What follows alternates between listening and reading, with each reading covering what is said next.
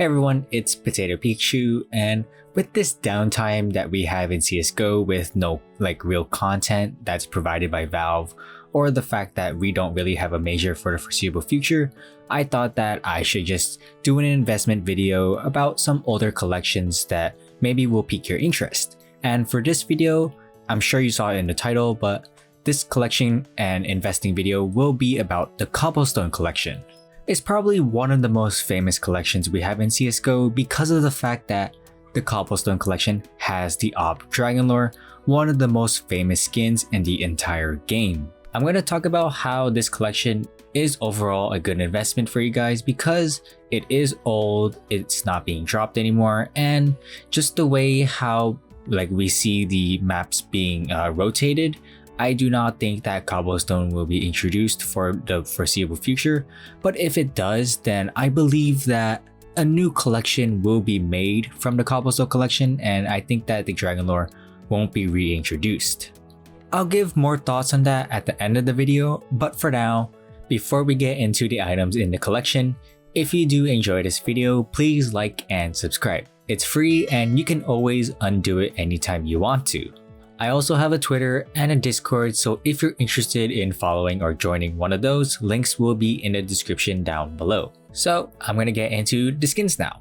First of all, for the consumer grade skins like the Dual Beretta's Briar, the Scar 20 Storm, the P90 Storm, the UMP45 Indigo, and the Mac 10 Indigo, I'm not really gonna go over them because they're consumer grade skins and they're the lowest of the lows. So although you'll make some money if you invest in these skins, I don't think it'll be too much because there's just so many, there's more I guess in circulation than the rest of the other rarities. So I don't think it's really worth it for you guys to invest in them because I think you'll just make a few cents or maybe half $1 or something like that. But if you are interested, then I guess go ahead, but I don't really see any value in investing in any of these skins. Moving on to the industrial grade skins, we have the Sawed Off Rust Coat, and this skin is okay. Its main purpose is to trade up to the blue rarities, aka the mil-spec guns, and overall I would just say to just buy this for the purpose of investing in this, as people will use this gun for trading up to the higher tier weapons in this collection. It's $5 in factory new condition, so it's pretty affordable for you guys, and I don't think it's bad, but the return on investment will be much less than the higher tier skins in this collection, as there will be more stock of the lower tiered industrial grade skins. The same logic applies to the Nova Green Apple, as it is also an industrial grade skin and its main purpose is to just trade it up. And it's going for around $4.80 on the market right now, so it's also pretty affordable for you guys if you want to invest in them. The Mag 7 Silver is also an industrial grade skin and it's going for around $4.80 as well, so it's pretty affordable and you can just choose any one of these three to just hold on to, as people will use them for trade up contracts, so you get the point. However, we have the USPS Royal Blue, and it's the final industrial grade skin in this collection, and its factory new counterpart is going for around $33.63, so that's very expensive, right? And the reason why it's so expensive is because it's on a USP. The USP is the CT-sided pistol that mostly everyone uses, and the fact that it's an all blue pistol makes it look pretty cool, and it's not a bad skin overall. People will want to buy this skin to use as a play skin for their collection and for their loadout, so although there are certainly better USPS skins out there, this is from the Cobblestone collection and you don't see this every so often, so it's pretty unique to have in game, and I think that's a reason why people will want to buy this. So if you do want to invest in this is mainly for people who want to hold or collectors. Next up, for our first mil-spec skin, we have the P2000 Chainmail, and it's only possible wears is field tested, minimal wear, and factory new, so the prices are relatively the same for all these three, ranging from $37 to $39. So if you do want to invest in this, I would suggest going for the factory new version because it is factory new. Its main purpose is for trade-up contract as well, and if you get a factory new version, then you get a chance of making more profit, as factory new is more sought after as it's more cleaner on the gun itself. I don't think many people will use this as a play skin because after all, we do have the USPS and I think it's a much more superior gun. So I think this main purpose is after all just trade-up contracts. But there might be collectors as well who are interested in just collecting these skins for their collection. The second and final mil-spec skin in this collection is the MP9 Dark Age. Its field tested version is going for $51, minimal wear $37, and factory new $37.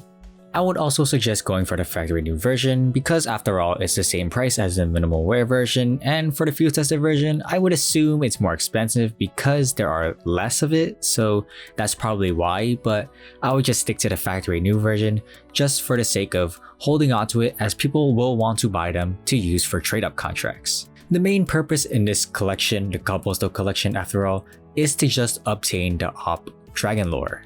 These two skins in my eyes are very subpar looking, so I would assume that the best possible way to use this is to just for trade-up contracts because it doesn't even look that good in game. Next up, for the restricted skins, we have the CZ75 Chalice, and its factory new version is going for around $197, and there is no minimal wear version in recent history on the Steam market, so factory new is the best case as usual. This is very pricey for a restricted skin, much less a CZ skin, but after all, it is from the Cobblestone collection, and overall I think it's a pretty nice and unique skin. You can hold on to this as a play skin as you use it in game, and this will mainly be served as an investment to just hold on to, as people will want to also use this to trade up to the M4A1S Knight. However, as we get higher and higher into the rarities, the skins will also look much better, so people will also use this to just flex on others because you'll rarely ever see this in game, and it's a CZ75 skin as well, so if you like that, then this would be the perfect skin to hold on to as an investment. The last restricted rarity skin in this collection is the Desert Eagle hand cannon, and the wares are available in all of it. Factory new, minimal wear, field tested, well worn, and battle scarred. I would still suggest going for the factory new version, which is going for around $190, and it is pricey, but it is after all on the Desert Eagle itself. This not only serves as an excellent play skin to use in game, as it's a very unique Desert Eagle skin and not too many people have it, so you'll actually be very unique in game and you'll have a lot of attention drawn to you. But its other purpose, after all, is to use as a trade-up contract to obtain the M4A1S Knight. There are people willing to pay these high prices to use as trade-up contracts, so don't ever forget that, and the prices will just continue to rise as the supply gets lower. The only classified skin we have in this collection is the M4A1S Knight. It's also a rather famous M4 skin as it is from the Cobblestone collection, and in my eyes actually looks like a pretty good skin. It's not bad at all. And the only two wears you can get it in is factory new and minimal wear, and the factory new version is going for $1,400. Over $1,400. How insane is that?